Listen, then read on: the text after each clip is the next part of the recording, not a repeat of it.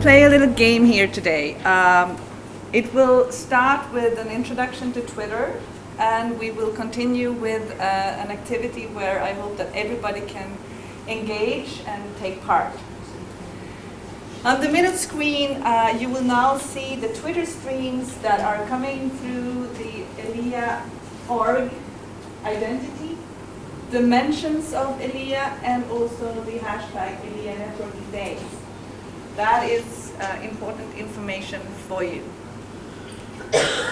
Before starting the actual presentation on Twitter, I would like you to categorize yourself into 3 different groups, where A stands for I have no clue, I do not have an account, I have never used Twitter. And you call yourself A, or you, to visualize that, put an A on the backside of your name tag. Or are you a B, which is a newbie? I did log into Twitter. I have a Twitter ID, but I have not really used it very much. That's category B. And the category C is the advanced users. And don't be afraid, I'm not talking advanced as in advanced. But yes, I'm frequently using Twitter. I have an ID, I have an account that I'm using. Okay? And you all think of your own capability and write down A, B, or C. And don't be afraid. When I'm done with the introduction, we will group ourselves in groups of 3. And of course, I want in each group to have 1 A, 1 B, and 1 C preferred. So hands up, how many C's do we have in the room? 1, 2, 3, 4, 5, 6. Good. How many B's? Okay, good. And are there any A's? Fantastic. So the challenge might be difficult then to group 3 and 3 with 1 of each in each group, because it sounds as if A is dominant here in the room. But we will do our very best. Okay? I started using Twitter in 2009. And it rapidly became, for me, a conference tool. Finally, I found a way to take notes. All the interesting things from the conferences, from the sessions, were captured in tweets. Because I realized that I selected the most interesting parts of what I heard, and that's what I tweeted about. And I could extract my tweets, and I could go back to them, and I could follow what I had learned during that conference. It also became a tool for me to observe other conferences. I'm a consultant, I'm dependent on my know-how, and I'm also an organizer of events. So I cannot attend all events. So I started following other conferences at a distance and learned about good speakers, interesting topics, trends in the industry, not so interesting topics, not so good speakers, and so on and so forth.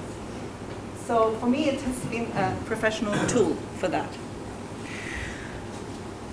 Most presentations ends with contact details. What we learned when we start using Twitter is that your presentation has to start with contact details so that the audience can identify you through your identity. And my Twitter IDs are 2. Well, I have plenty, but AMC Lind is the one that I'm using most frequently. The second one, the Lioness, is the Twitter account that I use for Swedish tweets only. So I have differentiated my 2 profiles into 1 English Twitter stream and 1 Swedish Twitter stream. More importantly is the hashtag, and I will cover hashtags later on in this presentation. For this conference, it's ELIA Networking Days. This is a subject-oriented search so that anyone, anywhere in the world can follow what we're doing here during this session without necessarily following any one of us here in the room. The hashtags are, ELIA has decided to use the same hashtag always for all the ELIA Networking Days. Other conferences like Localization World has different hashtags for each conference. So the one upcoming now for Seattle is LW Seattle for that conference. There are some differences between the two approaches. I tend to like the ELIA Networking Days approach. So what is Twitter? This is the Wikipedia definition of Twitter.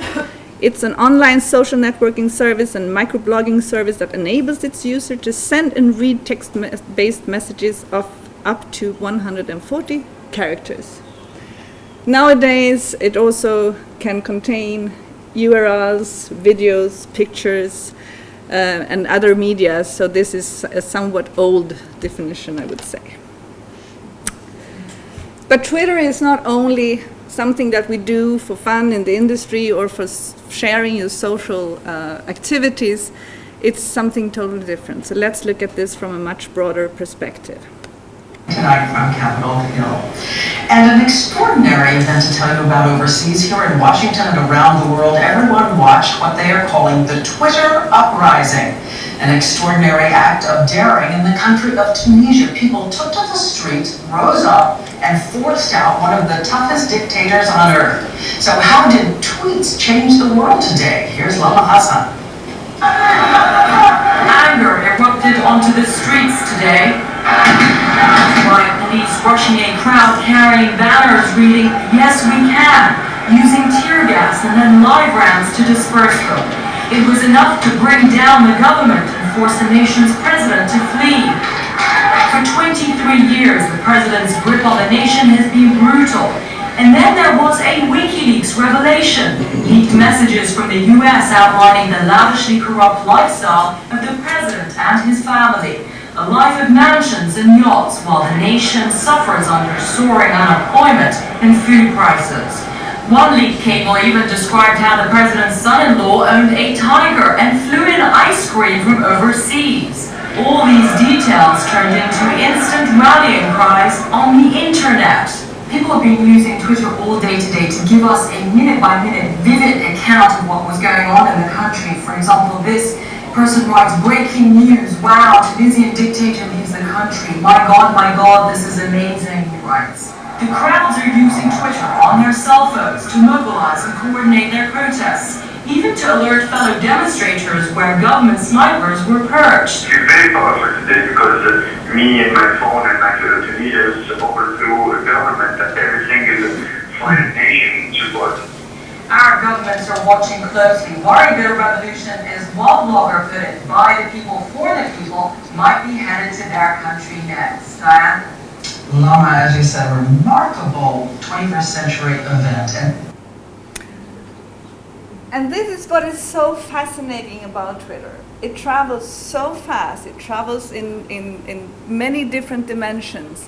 And you can break through with information worldwide in no time. And this is what I sense differs Twitter from other social media. Social medias like LinkedIn and Facebook, maybe specifically Facebook, is something that you need to be more involved with and follow it more closely. The tweets are coming instantly, rapidly, and you can spread it to all your followers in no time. So is this just another social media? Well, for me it's not. I use all these three, but they are totally different from each other. For me, LinkedIn is a true professional network where I can connect with people. I'd say more than half of the people on LinkedIn I've never met in person. They are professionals. I look at their profiles and I determine whether they have something of interest, if I share anything with them, and I decide to link up with them. I have no problems whatsoever to have more than 1,000 connections on LinkedIn. Because I don't share private things on LinkedIn. I don't do status updates on LinkedIn. Facebook, I have very few Facebook friends, but they are all my friends. And this is where I can share pictures of my family, my dinners, what I do, where I have my coffee, how I prepare the mushrooms that I picked the other weekend. And I don't mind sharing because these are people that I know. Yes, I do have some business associates as friends on Facebook too, but I all consider them as my friends as well. And then Twitter. Twitter is something that I don't have control over. I share my opinions on Twitter. I do it in multiple accounts because I want to have a somewhat more private side and a very professional side. And on Twitter, I do not have any limitations at all. Anyone can follow me, and I choose to follow the people that I think is interesting for me. But the beauty, what I really do like with Twitter is that news, I don't go after the news. The news comes to me.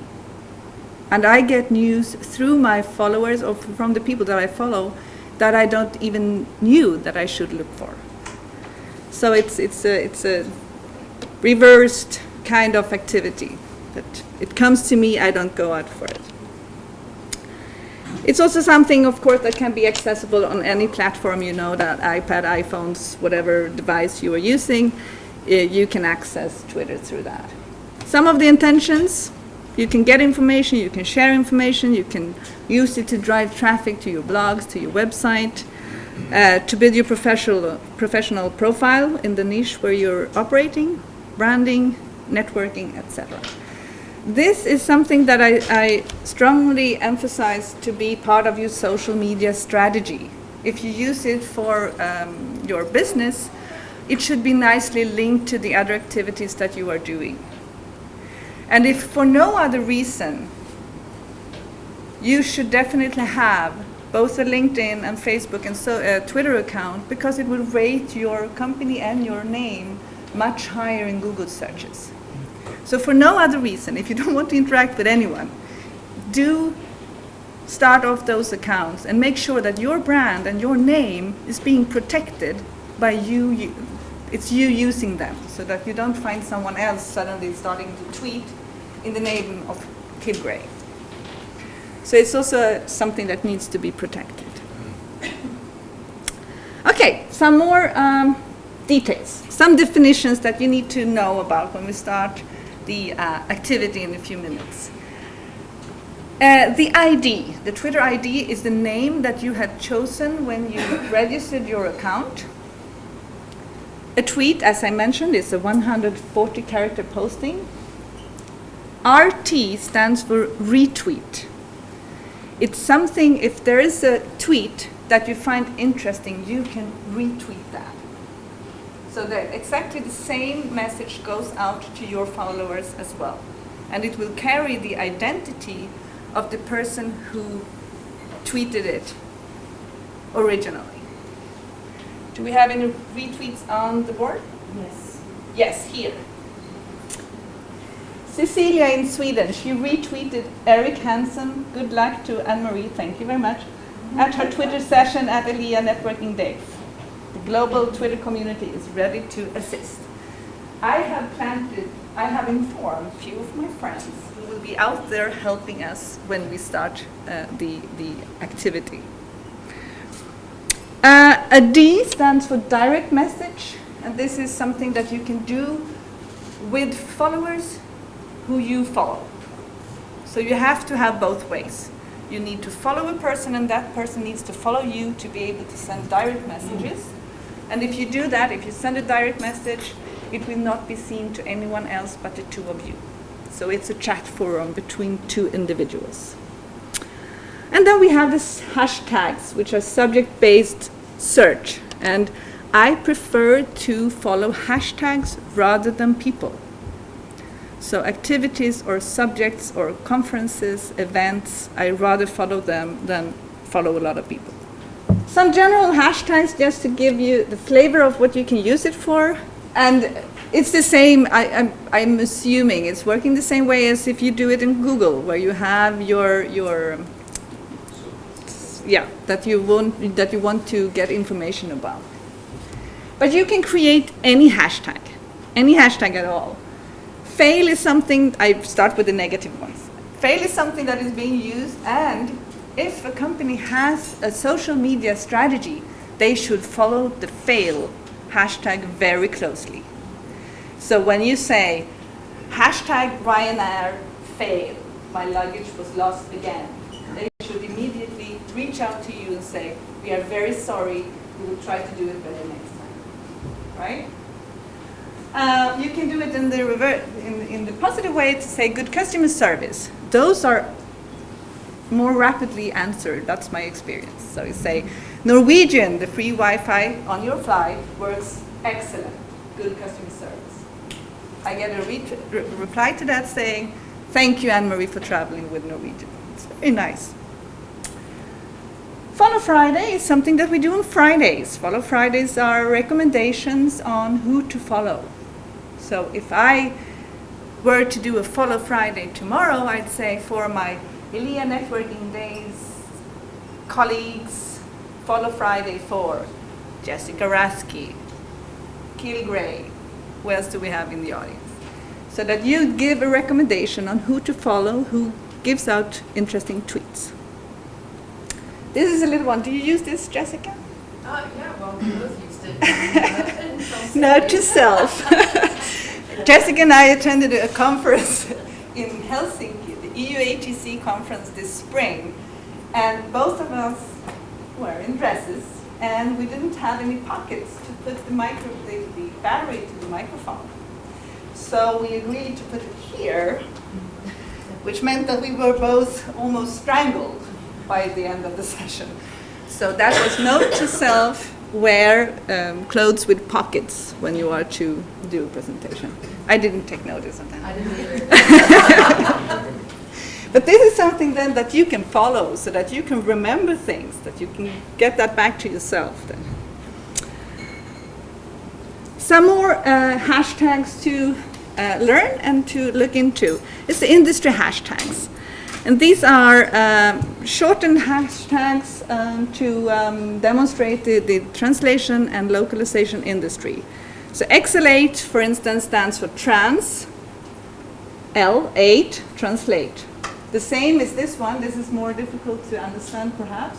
Translation is that it starts with a T. There are 9 letters between the first and the last letter, and it ends with an N. You need to be somewhat more into the industry to understand that one. Translation works very nice. I put here space waste. You have only 140 characters. So be careful with hashtags that are too long or identities that are too long. L10N and L9N stands for localization. We have one for internationalization. There's also hashtags, of course, for interpretation, and they are all built more or less the same way as the others.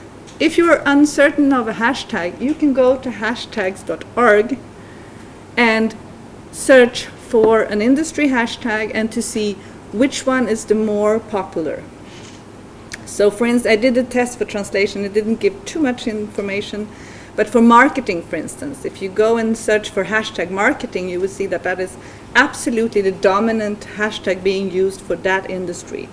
Down the road, you could find social media, you could find PR, you could find other hashtags, but marketing is the one that are most commonly used. Any Twitterers in the audience who follow Paul Edgar? Jessica, of course, we have a few. Good? Good advice. Please do follow him.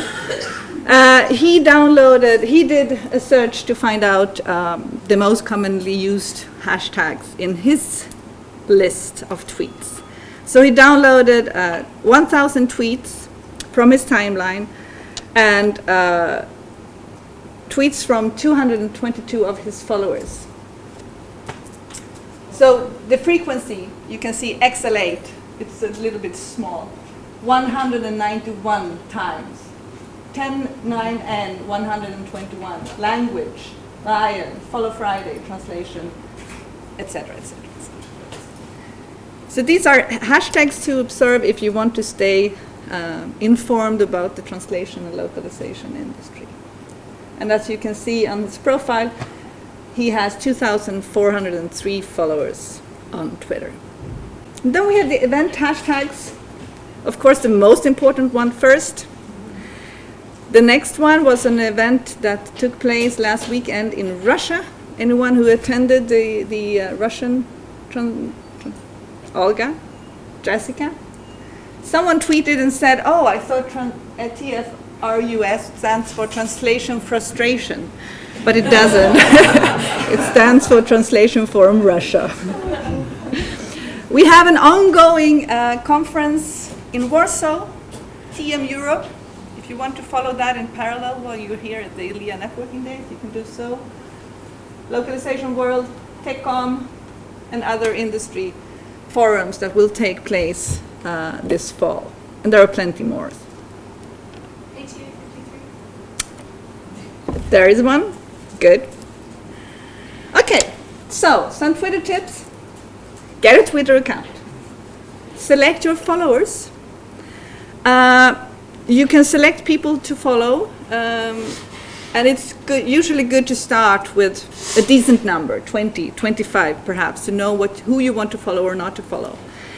You can go to WeFollow and get help, because WeFollow, they have categorized Twitterers depending on what industry or which topics people are tweeting about. So if you're very interested in American football, you can go there and search for that topic and find people who tweets about that topic, and you can choose to follow those.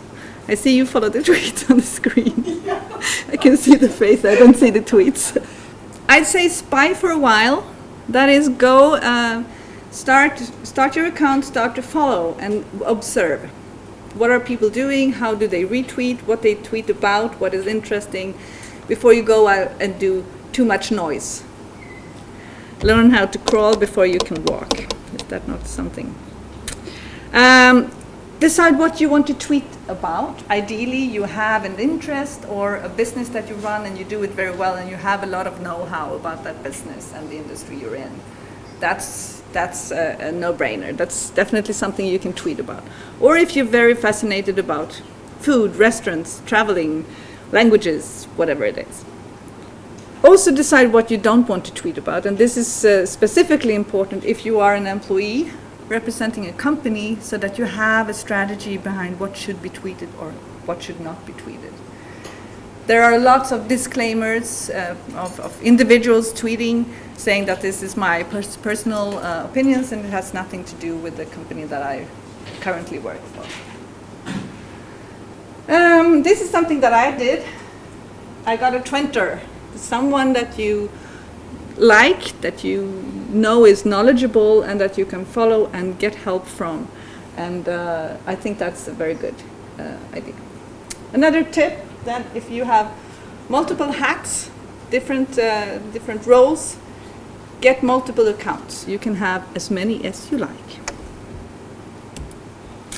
Who to follow? Well, in this crowd, we have some nice people to follow, and also, of course, Translators Without Borders, ELIA.org, which is being run by John and Elisabetta. Keep those names in mind, might help you. Multiple accounts. These are 4 of the accounts that I manage in my different roles. As I mentioned, Anne-Marie is my English tweeting. The Lioness is for my blog and for my Swedish followers. The MTIF, of course, the conference that I'm organizing, and also a company that I'm currently working for. And we just started the other day, so we have only 22 followers so far. I hope I will have plenty more when I come out of this session. And I have some others as well. And this is how I keep my different interests and my different roles in parallel, tweeting for these different accounts. And this might be confusing, perhaps, but I use TweetDeck. It's a tool, an application that you can use, where I have on top here all the different accounts, and I can link that also to LinkedIn, to Facebook, so that I can choose what information to share in which forum. So let's get started. We will create a Twitter account. You don't have to do this. So I will register. It's very easy. You just decide what your name, what your email address, and you run with it. For this activity, I have already created accounts, many accounts. So when we group ourselves, you will be given a task and a Twitter ID that you're supposed to log in with. I don't mind if you want to use your own Twitter ID. But for the activity and to visualize it, I would like you to, at least one in each group to use the Twitter account that I have created. Let's say that we created an account. The idea was to create ELIA Sweden account. I will try to do that when we start the activity. So the groups. Are you all into the activity? Or do you know which group, which letter you are? You are? Good. So we will start the activity with individual logins and group introductions and your task. I will explain a little bit further.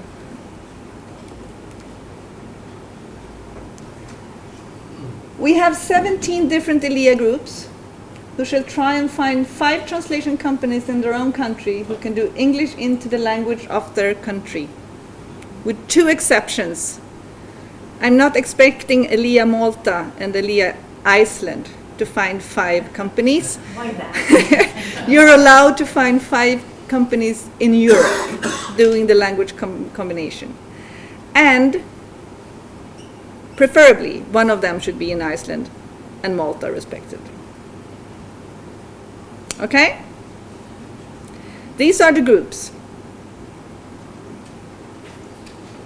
Can I now ask you, you have 2 minutes to form groups of 3 or 4 with at least 1 C in each group. Starting now. Okay, stand up, move around. This is a networking session.